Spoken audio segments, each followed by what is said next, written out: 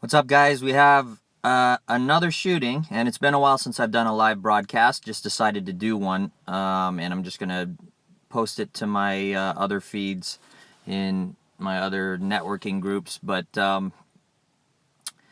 yeah, it looks like they started to do the typical story of the lone wolf, and we need to get rid of these AR type rifles and la la la la la, so on and so forth. But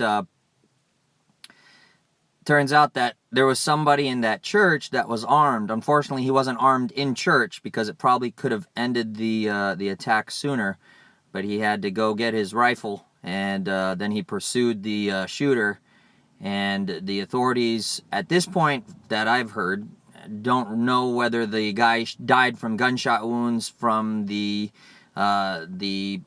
person in the congregation attacking back or counterattacking, or if he committed suicide when he crashed off on the side of the road. But the shooter is, at the point that I've heard, has not been identified. They haven't given a name. He's like a 20-year-old white male that may have had combat experience, they say.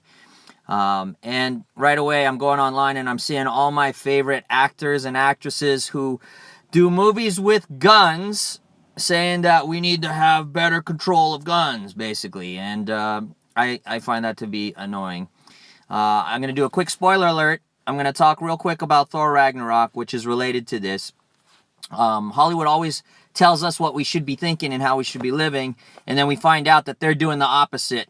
They're not doing what's right, and they're always telling us what's right and wrong. But in Thor Ragnarok, which to me was an excellent movie, I'm not going to say don't see it. I'm saying that they have a little bit of a political spin to it in the beginning. One of the main characters that ends up turning evil somewhat talks about his collection of having flown around the universe and going to different planets. And he said he went to a place called Texas, and he picks up 2 ARs. And he says, I got these. These are my favorite weapons.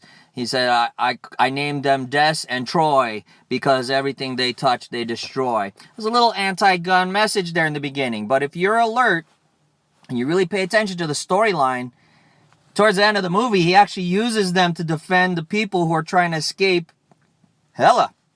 So, little anti-gun message with a slight twist to it that it's pro-gun, that you need those firearms for defense and in the proper hands. The guy was not mentally stable. He wavered, he went evil, and then towards the end, he decided that he needed to do something good, and he had those weapons. And he used them to preserve the lives of the people who were trying to escape extinction in the movie. So,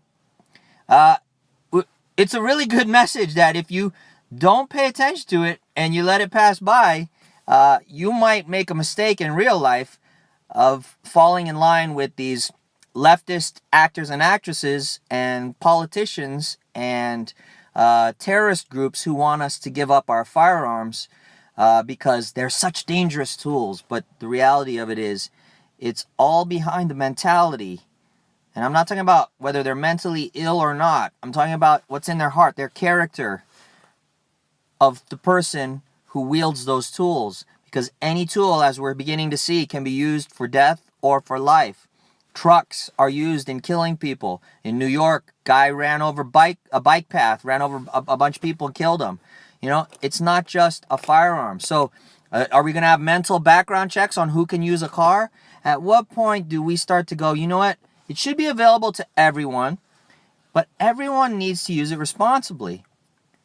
And we need to pay attention more to our loved ones, to our neighbors, to our surroundings. We have to have more situational awareness to make us aware if someone's going off the deep end and could potentially use any tool to harm other people for any reason at any time. So, I'm constantly watching things. The other day I was at a restaurant and I was leaving. There's a restaurant next door and I saw a man all dressed in black coming out, and he was carrying a bag. And he kind of stopped and went back into the restaurant and kind of closed the door. And that right away told me that behavior is kind of weird. There's something wrong here. So I sat in the car a little bit and kind of watched him a little bit more just to see, is this guy going to do something screwy? What's in those bags? And then the owner of the restaurant came over and started talking to him, and they were friendly, and they shook hands, and he walked out. So it was just a weird situation where the guy was acting kind of odd, but it was a red flag, and I paid attention to it. You need to always be aware of your surroundings and pay attention to what's going around, because you could be the hero that saves the day. We have all these hero movies out. And the thing about heroes in the movies is they have superpowers. But you don't realize that you can be a hero to the world just by being you. And sometimes it's not about extraordinary people doing extraordinary things. It's about ordinary people doing extraordinary things. So keep your eyes open. Observe everybody. Stop this stuff of banning. That's and it's coming from people who consider themselves to be progressive or for progress, for moving forward. How is that moving forward when you're banning things that were already created and invented? That's actually regressive. You're trying to bring us back to the days when those things weren't invented. And I got news for you. Once something is invented, it's always in the minds of intelligent people. And you can ban it all you want. You can try to put stamps on it and serial numbers, but these people can recreate it without your knowledge and without your serial numbers and your stamps. So it's something to think about.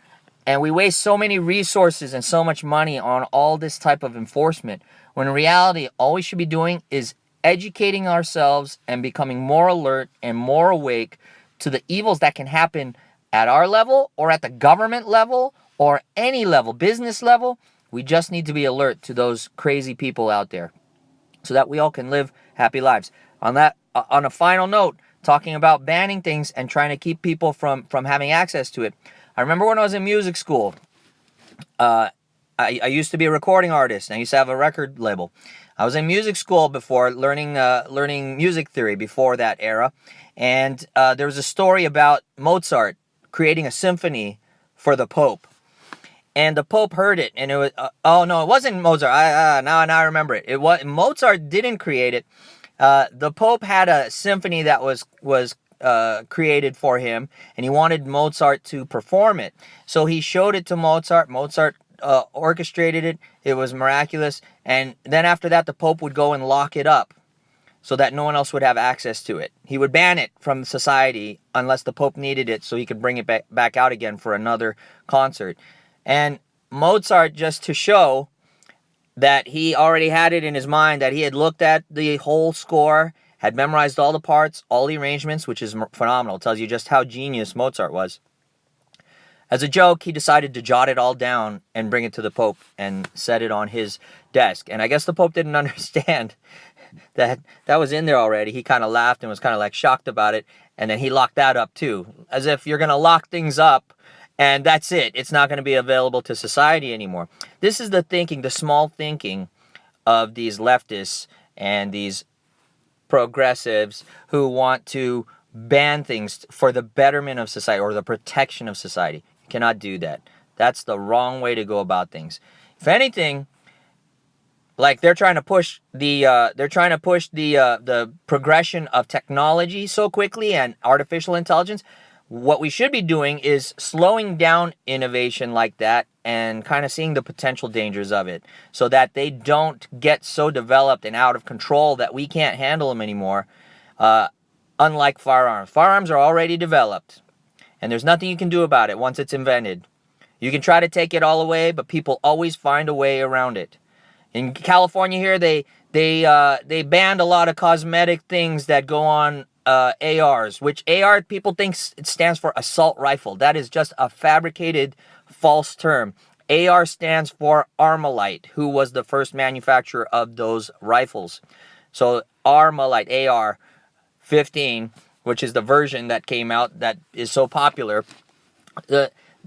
They tried to ban these cosmetics like a pistol grip on it, and they made it so it's only like a rifle's, like a hunting rifle stock. And really, people have found ways to go around that. They're trying to make fixed magazines so that you can't remove the magazine to reload. You have to load it through the upper receiver into the magazine. And people have found ways to reload around that. Yeah, you got it, Eddie. What's up, Eddie? You got it, man. Yeah. AR-15, you got it. You understand. So they've got these speed loaders now that you don't need to remove. It actually saves you money because then you don't have to go out and buy magazines now. You just buy the reloader and you can just quickly reload it and you're ready to go. You just shove the thing in. It's like the philosophy of the old style clips where people, kind of misuse that term interchangeably with magazines. The old rifles, the World War II rifles, had those clips where they'd have the bullets all on the clip, and you just set it on the top of the magazine, you shove it right in, and it loads the firearm for you. We're going back to those days. So progressives have really taken us back instead to a world of regression. All right, well, the sun's going down. I'm starting to look like the great Mandini or whatever. My head's floating in the darkness. It's good to see you on here, Eddie. And it's good to know that you know your firearms. You guys take care. Stay alert. Watch out for all these people that might be psycho. Keep your situational awareness around you for anything that might be out of the ordinary so that you can protect yourself and your family and maybe be the hero of the day and help stop these stupid, senseless shootings. But again, it's not the gun where that comes from. It's the person's mentality and their character where that comes from. Good to see you, Eddie. You take care. Anyone who watches this afterwards, hey, I'm glad you came and spent some time and let me drop some pennies into your mind. And absolutely, Eddie, stay vigilant. Stay vigilant. You guys have a good one. I'll pray for all of you. Please pray for me. I always can use prayers. I love you guys. Take care.